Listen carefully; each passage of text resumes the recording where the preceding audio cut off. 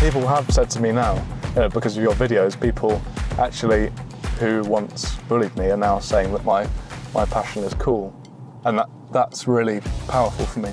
Electronic music gets me going the same way that a train does. It doesn't feel like fame, really. It kind of feels like a bit of a glitch in the matrix, you know? This is Show on the Road, brought to you by Auto Trader. We're driving famous faces on a personalised road trip, visiting the places that help shape them and hearing how the locations turn them into who they are today. We've matched each celebrity with a car chosen specifically for them. So, join me, Alex Legui, as we get this show on the road. Today's journey takes me through Nottingham, which was the university town of TikTok sensation Francis Bourgeois. In 2021, Francis took social media by storm with his very charming and carefree train spotting videos. But today, we are swapping a few hundred wheels for just 4. We're in the BMW Alpina B4, which is a very distinctive looking car that oozes luxury. It does 0 to 62 in 3.7 seconds, so it's a pretty cool match for Francis, and I'm definitely looking forward to seeing what he thinks about it. Okay, so I am driving round to see Francis, and he's actually got his back to us because being such a passionate car guru as well as train spotter, he wants to work out what car it is just from the engine. So that's quite a nice test. Let's see if he can do it. Woo! Woo! I think I know. Is it M4? Oh, very close. M3? Very close. Is it an Alpina? Yes! It's an Alpina. Which Alpina?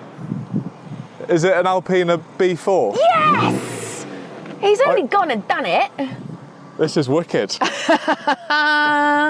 was it a good match? Fantastic match. Good. I'm a big Alpina fan. Yeah. But yeah, like for lots of people who know my stuff, they know that I like the sounds of trains and the sounds of the railway. In a similar way, I love the sounds of cars. Yeah. And it taps into the same sort of joy that I get with the railway, to be honest. Amazing. I'm just going to set my seat, if that's all right. Make yourself comfortable, sir. It's very comfy. Let the games begin. We're on our way to where? Ilkeston station. Right. Why are we going there? The area of Ilkeston was an area when I was at uni in Nottingham I sort of frequented a lot because there's a lot of railway activity and it's near the site of the old Stanton Ironworks that I used to visit with my friend because it had an interesting rail link. And I've checked the schedule for the railway and I've seen that there's that sounds brilliant, doesn't it? When did this passion start? I was really young, to be honest. I was absorbing my environment and sort of knew in myself that what I loved was trains just from the moment my memories were forming.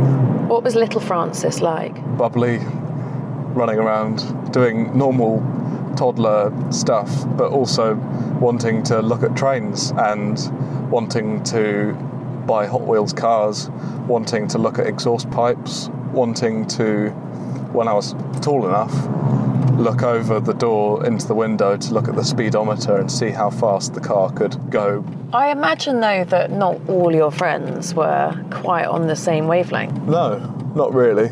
How was that? Okay, to be honest. When I was young, I was just happy being in my own world with my trains and my cars and my, essentially early days sort of engineering interest.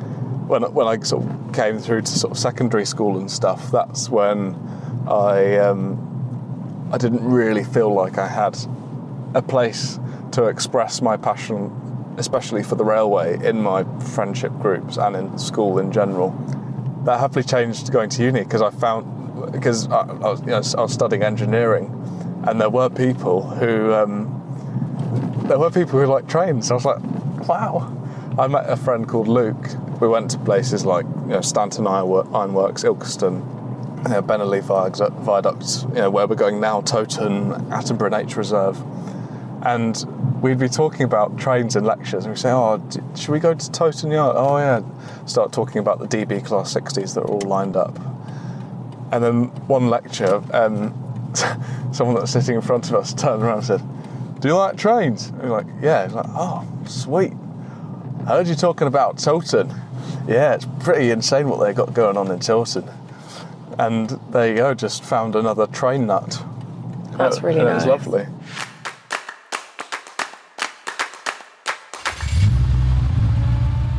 I think we're going to be seeing a very rare Class 50 that should be coming through. So what's going on for you right now as we come close to seeing the 0050? 50. Okay, so that is the name of the train. It has a name. It does actually have a name. I think it's called Furious. Oh, okay. Which is a bloody brilliant name for it, because it sounds furious when it goes by. What does it sound like? Can you do the noise for me? So it has more of a instead of a. It's more of a. It has like more of an odd kind of firing order. So yeah, this is passenger pick-up and drop-off point. Could be a good place to plonk this Alpina. Yeah. Okay, pop in here then. What other bits of lingo do I need to know? Thrash. Thrash. When the diesel engine's like giving it the full beans, and the driver's just going like that with the accelerator, the handle being pulled all the way to full power, the engine will like basically fire into life, and then when you hear it go by and it's going, that's thrash. What should I say? Is there something specific that we need to say when it comes past? If something is overwhelmingly brilliant, then I usually shout hellfire. Hellfire! But it has to be said with a huge amount of conviction. Okay. So like, hellfire! Okay, I can do this. If it's coasting, if it's not thrashing, I won't say hellfire. Even if it is thrashing, I might not say it, because I only say it when it's really required. So currently it's at Beeston South Junction, which is where I used to live when I was in Nottingham.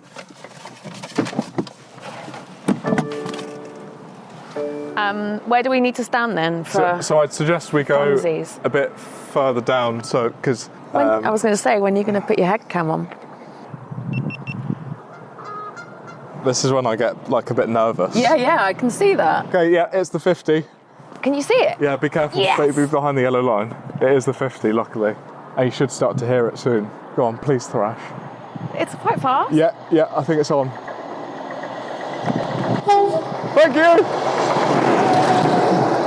Hellfire! That wasn't quite hellfire. Oh, okay. See?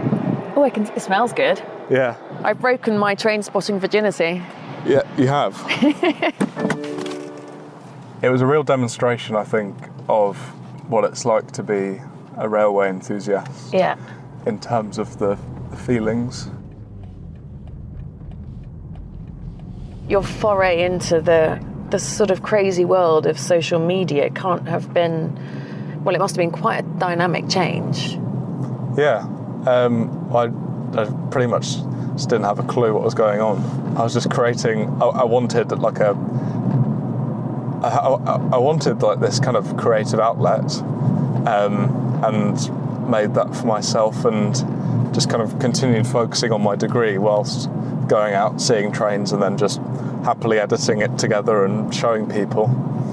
And, it was a real sort of snowball effect. And there were points where I was like, my kind of learned school kind of inhibitions when it came to my passion almost kind of wanted to kick back in again. I was like, you're showing 20,000 people that you like trains, are you sure? But I think after seeing that, oh my word. So currently we've slowed right down to a stop because there is a mobility scooter, being driven, obviously. On the road with an enormous lorry behind it and a trail of traffic. So you just said there about, that sort of realisation that there were sort of 20,000 people that had looked at your video. I guess there was a turning point then when you realised that it was not just a bedroom video sort of fun situation for you and your mates, or it was your brother, wasn't it? Initially that was involved. Well, it kind of remained that way up until about 250,000 followers. Right. Because it didn't feel real. It was kind of like I was playing a game and I was kind of randomly accumulating all of these followers. Right, hang on. Take me back. It started off as you and your brother. What sparked the idea of picking up a camera and doing it that way? So essentially, it was lockdown. I was with my brother. Well, I got a camcorder when I was younger and we made videos, and this kind of creative relationship has always existed. Like, I've always played with Ben and always created with Ben. So when it came to lockdown, we were together again, and we basically had time on our hands and a freaky new kind of environment where nothing was going on, but a whole load was going on around the world, and everyone had to adapt to change. And fortunately, we were in a place in the countryside where when we had our 1 hour walk, I could go to the railway bridge and wave at the freight trains. Like, it became a ritual, and I had this Instagram account called Screaming Valenta, right, which is named after my favourite railway orientated engine. And I was doing an update each day, and I was doing like a tally of passenger train drivers versus freight train drivers, which are most likely to give a tone. And I loved it, and I realised I was truly like reconnecting with my passion for the railway that had kind of laid dormant. And laid dormant because you felt like you had to hide it? Yeah, during school certainly, but when it came to university, I had that year and a half when it was like a proper transitory period where I went from keeping things in to really letting them out. So how did it manifest when you were at school, keeping it in? Because that's quite a difficult thing to contain. Well, essentially just, I didn't talk to people about trains, and I just kind of conformed to just how people were in school in general. And I think that's the case for so many people that go to school everywhere. It's just a form of social survival. But after school, I used to love going on my iPad and just watching car videos, train videos. It's sad to hear. Yeah, but at the time it felt like it was the right progression into sort of teenagehood and leaving behind what I perceived at the time to be, my childhood hobby. And, I had this fast model railway that ended up being put on eBay, and I didn't really sort of make it public that I was a railway enthusiast. However, cars are more universally appreciated. So one thing we haven't spoken about at all is your headset. Where did this idea come about? Well, I wanted to firstly show people how the railway makes me feel, and I just thought, well, I can just kind of do a selfie and show people the train going by. And I didn't feel like I was in the moment when I was doing it, so I thought back to when I was younger and I was experimenting with my GoPro and stuff. I filmed my face whilst on the trampoline by sort of having a helmet camera sort of flipped around. And then when I was thinking about solutions to filming my face whilst being in the moment, I remembered this GoPro angle, and then I experimented, and the rest is history, really. I can't help but notice when you're talking, you have the world's largest smile, but also I can really see your genuine passion. I am sure you're tired of answering this question, but how do you cope with the backlash of it not being a genuine passion? Well, when these kind of allegations sort of were first arising of the train guy Francis not being sort of a real person, or someone who's kind of faking their hobby, it was hurtful because I did have, in putting myself out there and showing people my passion, it was a step forward for me, quite a few steps forward, and then for all of this to come sort of at me like a pack of dogs, was a sad time because I'm not someone who likes sort of confrontation or negative situations and will do a lot to try and avoid them. So, it was a difficult time, but, I addressed it with a video just saying, well, you've seen pictures of me where, I have a shaved head and wearing clothes that you don't associate with me now, but let me take you to that time and I can show you exactly what my progression in life is from then to now. And with that, people saw that, these allegations based on the fact that I had a different appearance a couple of years ago were actually just quite ridiculous. And didn't we all?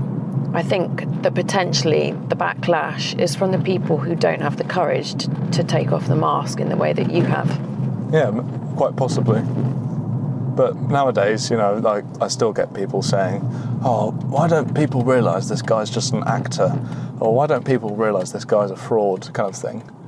I see it and I just think, well, I'm happy being myself, being a railway enthusiast.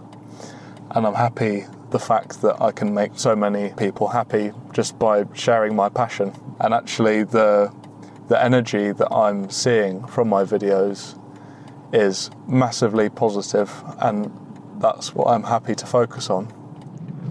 I sense that it all makes you feel quite emotional. Yeah, I'm naturally a very emotional person. Both, kind of expressing it in happiness in my videos and,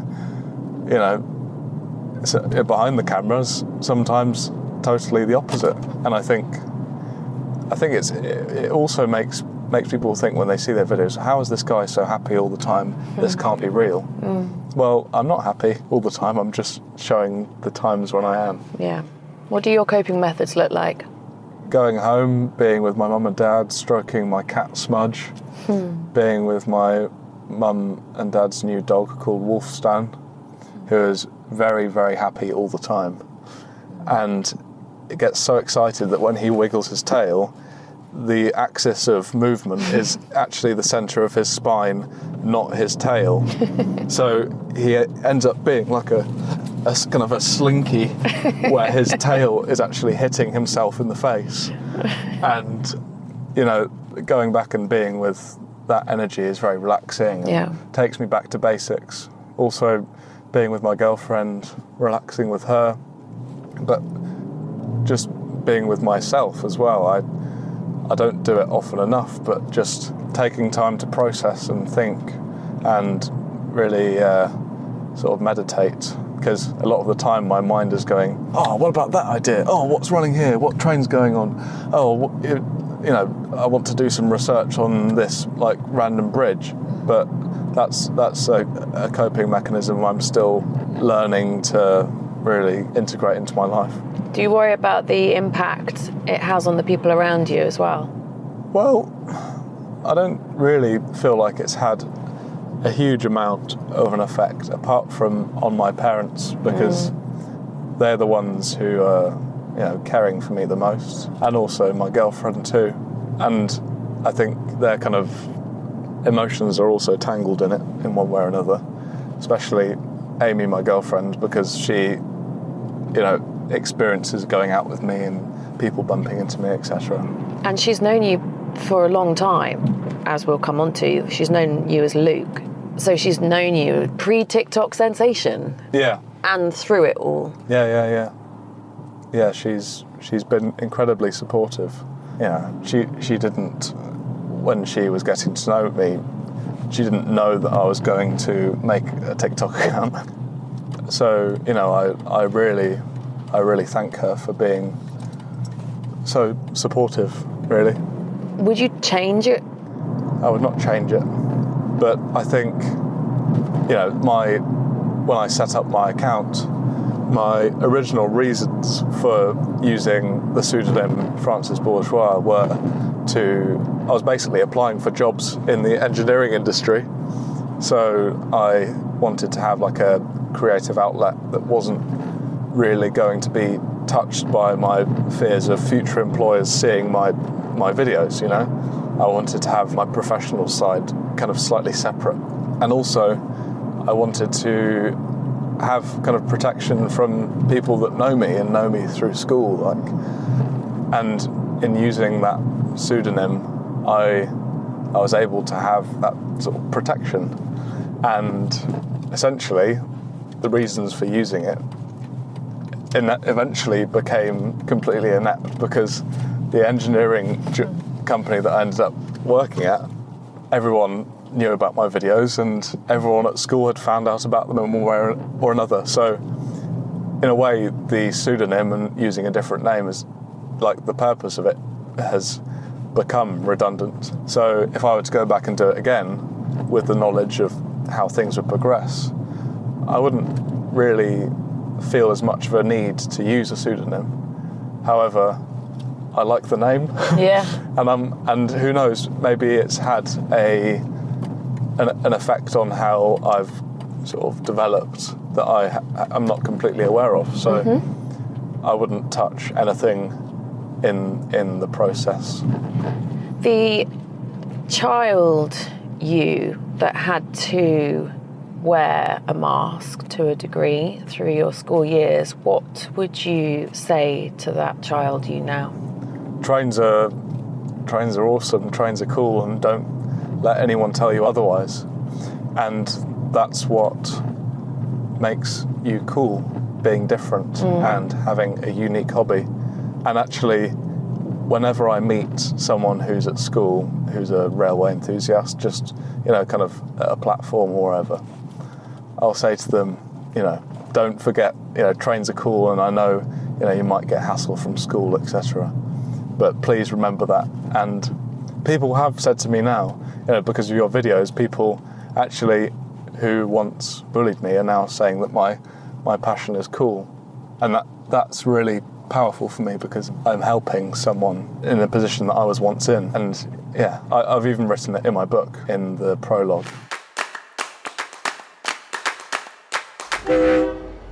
So this is the Attenborough Nature Reserve. Yeah. What does this place mean to you? Attenborough Nature Reserve, well, you can listen to the birds. You're a very senses-driven person, I've noticed, and you picked up on the geese flying over earlier, and obviously now listening to the sound of the birds. What does it do for you?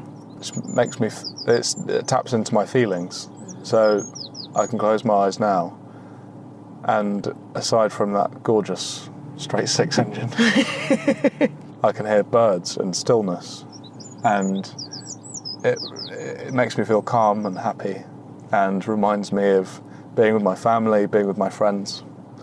And when I was studying at uni, I'd come here every so often, and I wouldn't really come here for the nature reserve-y side of things, more to do with the fact that the railway runs through it. But whilst waiting for the trains, it was very meditative, because I could just hear the birds, hear the geese in the water, and wait for the trains to come. But also there are some nutty memories with this place. My friends and I were playing poker once, not betting or anything, we were just kind of playing, and we stayed up rather late. It got to about 4 o'clock in the morning, and I said, oh guys, well, do you want to see the DB60 on the steel? And they were like, well, my friends in my flat at the time weren't really that into the trains, but happily they obliged, and we cycled out on our bikes and saw the Class 60. That was nice. And then we saw the sun was rising. We thought, well, we took our bikes safely to Attenborough Nature Reserve, where we cycled until it was the sunrise, which was beautiful. And we sat there next to the railway line and watched the trains come in the morning. We were waving and getting tones, and it was brilliant. And we ended up, all of us just lying down on the tarmac, not on a road or anything, but just like lying there. And I was just like, oh, this is brilliant. Then we went to McDonald's and got breakfast, like Egg McMuffin. It was just so nice. Wow, that's a fun experience. But this was after we'd finished our sort of exams and things, so we could afford to go to bed at 8 o'clock in the morning. Yeah. But it was a very, very happy memory. Yeah. Yeah. What other things would you find that could potentially give you that same adrenaline rush as you get from the trains? Music. Okay. Live music. Okay. Any style in particular? Electronic music and just stuff that's, for quite a lot of people, very overwhelming and difficult to listen to. Electronic music gets me going the same way that a train does. I get goosebumps very easily. Yeah. And get the rush. Yeah. And it happens the most with electronic music and the railway too. Like when I see a Class 37 pulling in, I feel the shivers like underneath my jacket, and just like even sometimes the thought of like a railway thing that's happened that's given me goosebumps gives me goosebumps. Wow. Like You have them right now? Kind of. I have goosebump envy. But it's so I was thinking now of I was driving my Nissan Micra just outside a place called Minforth in northwest Wales, where the road and the tracks run alongside each other. And I'd planned it so that I'd see the 37 and 97, get in my car, drive next to it. And I was driving and I looked briefly to my right and I saw one of the guys going like, yeah, nice. Look at me. And they thrashed the engine and I was like going, yeah, back. And like, it was like that exchange of energy when he was just like, look at me going, yeah. And afterwards, I very, very, very rarely get the feeling, but it's only actually happened, I can recall, in this scenario that I've done twice, where my legs and arms are like totally like, it's not goosebumps, it's more like adrenaline buzzing. Yeah. Like you need to run because there's a dinosaur chasing you, kind of like electricity. Yeah. But it's like sustained, and it's like the most amazing feeling of like, wow. I can't really sort of liken it to anything really, apart from potentially getting electrocuted. not severely, but positively. But yeah, it's just like an amazing sensation. You've spoken about music a little bit, but I know that music means an awful lot to you, doesn't it? So I had a very happy gig in my first year of uni. I went to see Channel 1 Sound System, which are these two awesome guys who have had this sort of dub reggae orientated sound system for quite a while, and they take it around the world, and it's this big sort of thumping, sort of heavy subwoofer system that is very enjoyable to listen to. It's real sort of music at its core, no kind of frills or unnecessary sort of lights or anything. It's just the vinyl, the sound system, and a couple of effects. And I saw that they were bringing their sound system to Nottingham. I basically really sort of bigged it up to my friends for a couple of weeks. I said, we need to go. Managed to get about 12 people to come. And the warm-up act was this spoken word artist. Like, I appreciate spoken word, but, you know, sometimes I find it just slightly awkward. And that was kind of the case when we walked in. I kind of felt responsible for the people who I'd brought along. And I said, look, please stick around, like they're not on yet. And then I went to the loo, and I'd noticed it had gone quiet. Then I had them start, and I was like, yes, brilliant, okay, they're on. The urinal that I was going to the loo engaging with was started like rattling on the wall. Oh wow! And like all the little like lemon cube things were like moving around, and it was brilliant. I was like, okay, cool, now we're in action. And I came outside, and then I saw my friends sort of coming away from the bar to the sound system, and it was like they weren't really saying anything, but they were all kind of really like bopping their heads and kind of like smiling and laughing, and that's all I needed to see. Amazing. Do you think it's the bass that gets you? Yeah, definitely. Well, it's the whole spectrum, but primarily the bass and the treble. The level crossing is going down. Come on. Oh, look how sweet that is. There's a kid and his parents. Look. And they did a tone as well. Oh. What train was that? Ah, yeah. Class 170. I think they did rear tones as well. That there, for him, could be a formative memory that gives him a passion for trains. So, how did you feel when the big fashion houses approached you, and has it affected your love of style? Whilst I was at uni, I was a model, and it wasn't full time, but I did a couple of gigs here and there. Okay. And getting approached by a high fashion brand, it's like the golden ticket essentially in the modelling industry, especially with brands like Gucci and Dior, etc. So when it first came through, Gucci would like to work with you. It was like, what?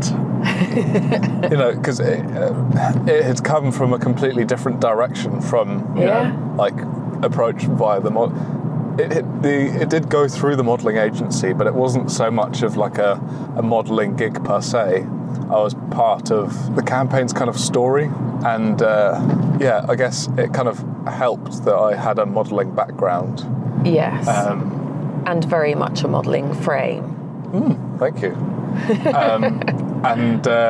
It was just a crazy kind of whirlwind, this production that I was on. Do you have a good relationship with social media? Like, are you on it a lot anyway, regardless of your own presence and videos?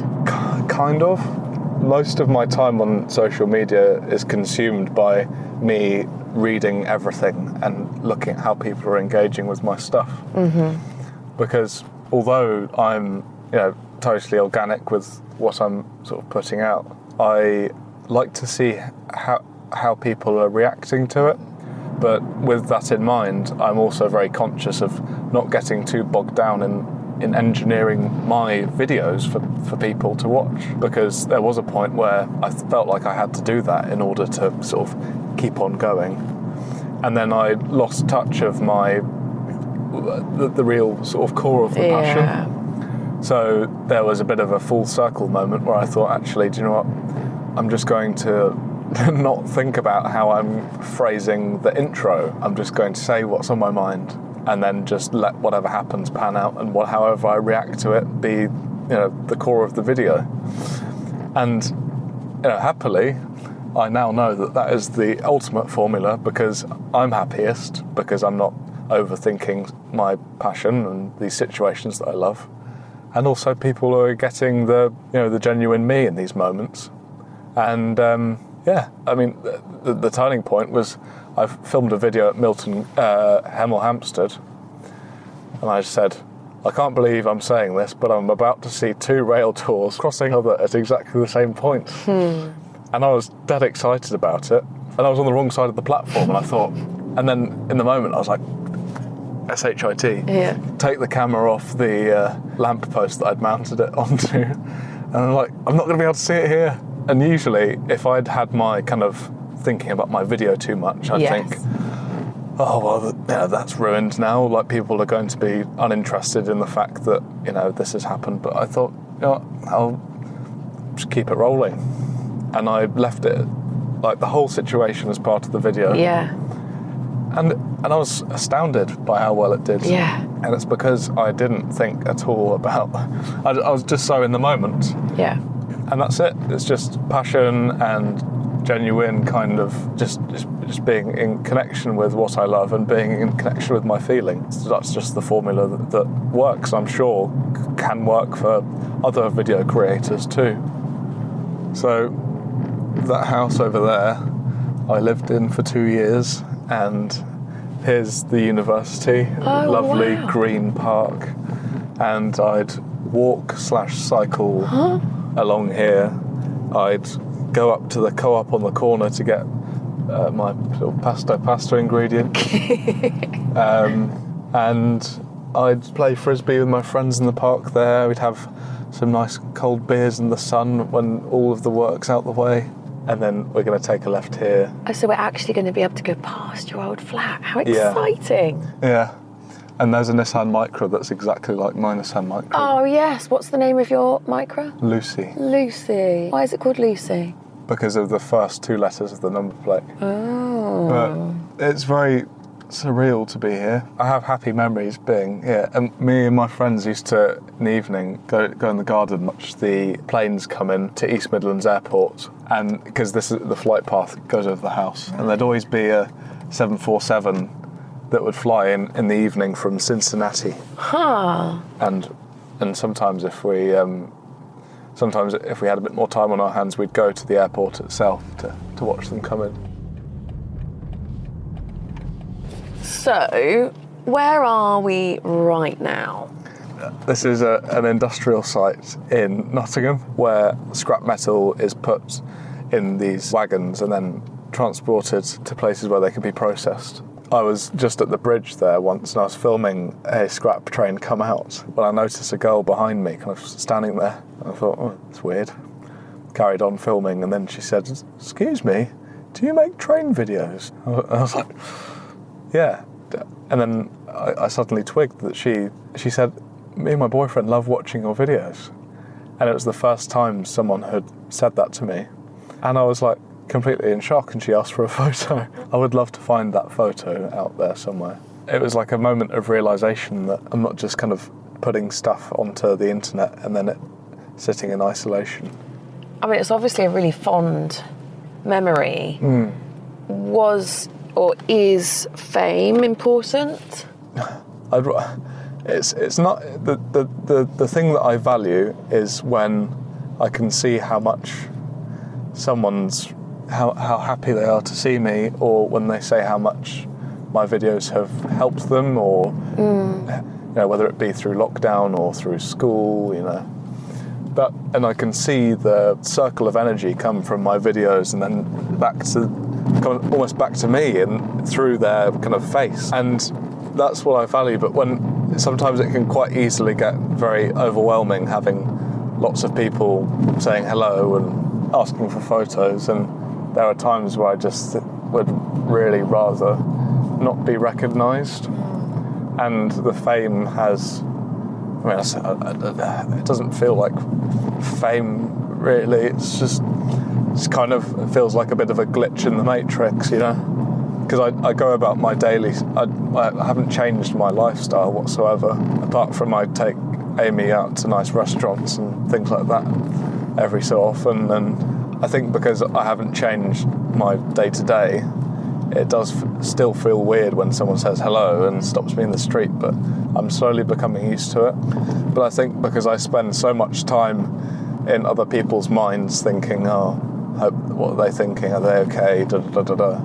I still have that kind of preset in my brain. So I still treat people the same way. Yeah. I don't take it for granted, really. When I feel like I'm starting to fall into being used to the fame, I guess, then I'm plonked back into my normal patterns with either something that happens or just my normal behaviour. You seem to have a lot of self-awareness. Yeah.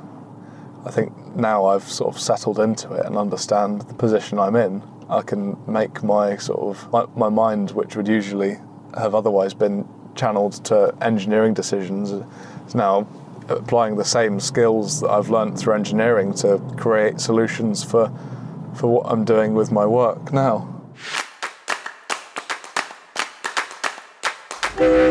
So, how was it having a trip down memory lane? It's been brilliant. Was it? Yeah. It doesn't feel like, a year and a half since I was last kind of living here and studying here, but it feels like, a lot more. I think because of all the stuff that's happened in between. I think it's nice that we've had a nice sunny day for it, and it's really, I know the feeling of being in Nottingham, it being a sunny day, looking forward to seeing my friends in the afternoon after doing stuff during the day. Yeah, nice. Thank you for showing me the reins in the world of train spotting. We do, however, have one surprise up our sleeve. Oh, really? Yeah. Would you like to drive the Alpina? Yes, please. I'd love to. Okay. Has it been a good match for you, do you reckon? Yeah, definitely. We did well. Yeah, I think the quirky rarity of Alpinas is something that I really love, and how it's not just a BMW M4 or, you know, it's a real drivers and car enthusiasts car, you know. Yeah, agreed. All right. Oh. Ready?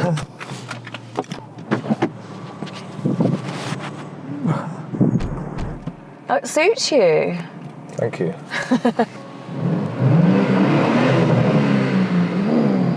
Happy days. Oh, it's quite nice to be driven for once. Enjoy. Thank you. How does it feel? Great. It's, I'll have to have a feel of it again, but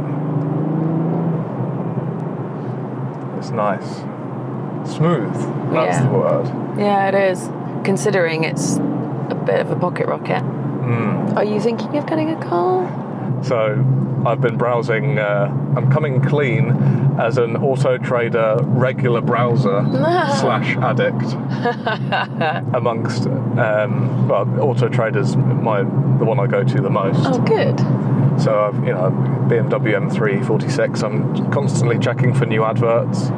You can really get excited about things because you can find a good deal, you know.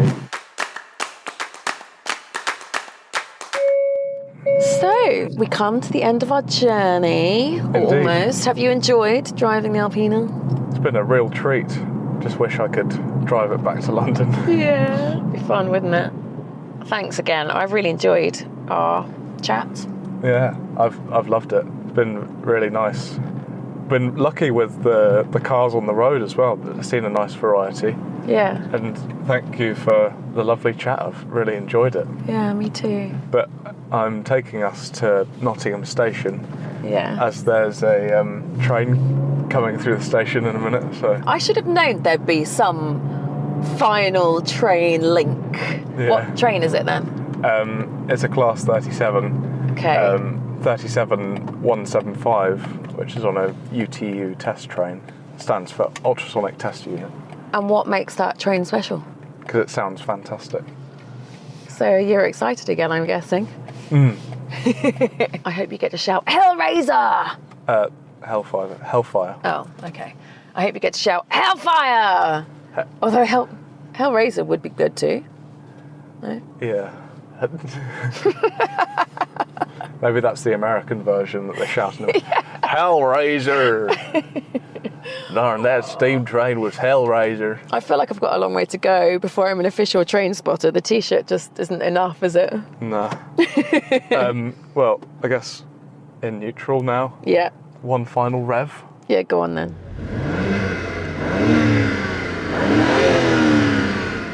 Hopefully I can get to drive an Alpina again in the future. Yeah, I hope so. Well, thank you. Thank you, Luke, Francis. I have thoroughly enjoyed our time together. Thanks. Thank you. Thanks so much to Francis Bourgeois for allowing me into his fascinating world. You can see exclusive footage of the drive by heading to the Auto Trader socials. Look at the episode page for links. You'll also be able to see the Alpina B4 that Francis absolutely loved. And if you're looking for a new vehicle, you can find your perfect match at autotrader.co.uk. This is a new show, and I'd love you to follow on your favourite podcast platform. Like what you hear? Rate and review, and make sure you tell your friends so you don't miss an episode. Show on the Road is a fresh air production for Auto Trader.